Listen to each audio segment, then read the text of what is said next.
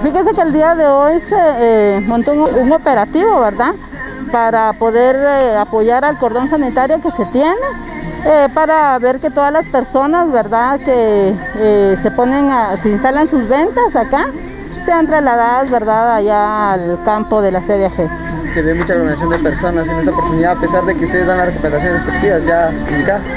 Sí, pues siempre se da la aglomeración de personas, ¿verdad? Y por esa misma situación es de que estamos, ¿verdad?, apoyando al cordón para que las personas pues sean trasladadas allá al centro, allá en la CDAG, y allá hay más espacio, ¿verdad?, para que no sea mucha la aglomeración de personas. ¿Como municipalidad se está cumpliendo en poder llevar este orden? Claro, como municipalidad, ¿verdad?, estamos acá apoyando, está la policía municipal, están los administradores, está el personal del juzgado de asuntos municipales, apoyando acá, ¿verdad?, y demás personal, apoyando, como les decía siempre, ¿verdad?, el cordón sanitario para que todo esto, ¿verdad?, se llegue a un buen fin.